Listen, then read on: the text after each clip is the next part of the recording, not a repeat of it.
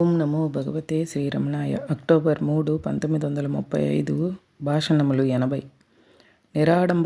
నిరాడంబరుడు పరమభక్తుడు అయిన ఒక శిష్యుడు 3 ఏళ్ల వయసు గల తన ఏకైక పుత్రుడిని కోల్పోయాడు. మరునాడు అతడు తన కుటుంబంతో ఆశ్రమానికి వచ్చాడు. శ్రీ భగవాన్ వారిని ఉద్దేశించి ఇలా మాట్లాడారు. ధైర్యంతో దుఃఖాలను, ఆప్త జన నష్టాన్ని భరించడానికి మనోశిక్షణ, అభ్యాసం సాయపడతాయి. అన్ని శోకాల్లోకి పుత్రశోకం చాలా దుర్భరం అంటారు. వ్యక్తి తనకు ఒక నిర్దిష్టమైన రూపం ఉందని భావించే వరకు దుఃఖం ఉంటుంది. రూపభావన దాటినవాడు తాను నిత్యుడు అని తెలుస్తుంది. పుట్టుక లేదు, గిట్టుట లేదు.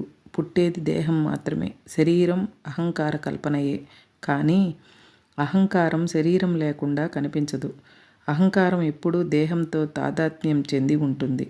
ప్రధానమైనది సంకల్పమే, ఆలోచనే. వివేకవంతుడైన మనిషి గాఢ నిద్రలో తనకు దేహం తెలుస్తుందేమో విమర్శించుకోవాలి. అతడు మెలకువగా ఉన్నప్పుడు మాత్రమే ఈ దేహం గురించి ఎందుకు ఆలోచించాలి? కానీ నిద్రలో దేహం తెలియకపోయినా అప్పుడు ఆత్మ లేదా? అతడు గాఢ నిద్రలో ఎలా ఉన్నాడు, మేల్కొన్నప్పుడు ఎలా ఉన్నాడు? ఆ రెండిటిలో భేదమేమిటి? అహంకారం పుట్టడమే మెలకువ అంటే. ఆ సమయంలోనే ఆలోచనలు పుడతాయి. ఆ ఆలోచనలు ఉన్నది ఎవరికో అతను కనుక్కోవాలి. అవి ఎక్కడి నుండి పుడుతున్నాయి? చైతన్యవంతమైన ఆత్మ నుంచే ఆవిర్భవించి ఉండాలి. ఈ విషయం అస్పష్టంగా అయినా సరే తెలియగలిగితే అహంకార నాశనానికి కొంత సహకరిస్తుంది. ఏకము అనంతము అయిన సత్ ఉనికి బోధపడే వీలవుతుంది. ఆ అవస్థలో నిత్యమైన స్థితియే తప్ప వ్యక్తులెవరూ ఉండరు. అక్కడ మరణ భావన కానీ, శోకం కానీ ఉండదు. జన్మించాను అనుకున్నవాడు మరణిస్తాను అనే భయాన్ని ఎలా తప్పించుకోగలడు? నేను అసలు పుట్టానా? అడిగి చూడు, అప్పుడు బోధపడుతుంది. ఆత్మ ఎప్పుడూ ఉన్నదే. పుట్టిన దేహం ఆలోచనలతో సహా కరిగిపోతుంది. ఈ ఆలోచనల పుట్టుకే సర్వ అనర్థాలకు కారణం అని తెలుసుకోవాలి. ఈ తలంపుల మూలం కనిపెట్టాలి. అప్పుడు నీవు నిత్య సన్నిహితమైన అంతరాత్మలో సుస్థిరంగా ఉండి జన్మభావం నుండి మరియు మరణ భయం నుండి విముక్తుడు అవుతావు. అదెలా? అన్నాడు మరొక శిష్యుడు. మహర్షి, అనేకమైన పూర్వజన్మలలో కూడగట్టుకున్న వాసనలే ఆలోచనలు.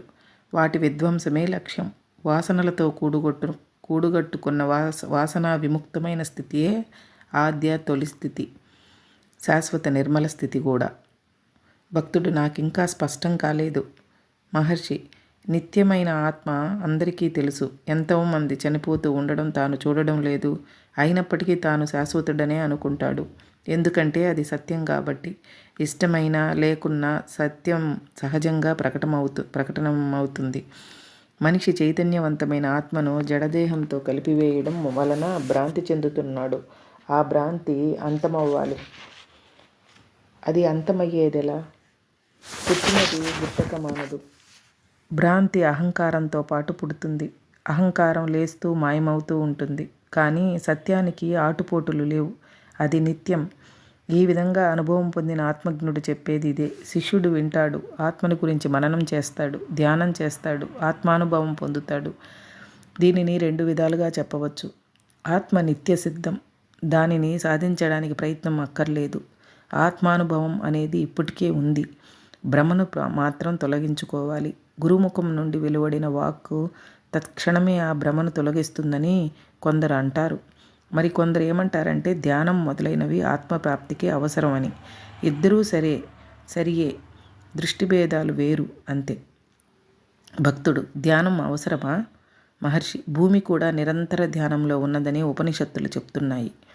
భక్తుడు, దానికి కర్మ ఎలా సహకరిస్తుంది? ఇప్పటికే తొలగించవలసిన చాలా బరువుకు కర్మ అదనపు బరువు కాదా?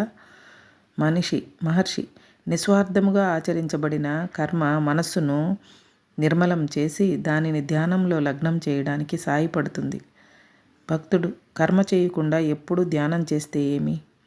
మహర్షి, ప్రయత్నించి చూడు. వాసనలు నిన్ను అలా చేయనీయవు. గురువు అనుగ్రహంతో వాసనలు క్షయమైన కొద్దీ క్రమక్రమంగా ధ్యానం కుదురుతుంది. మరో విధంగా కాదు. హరే రమణ.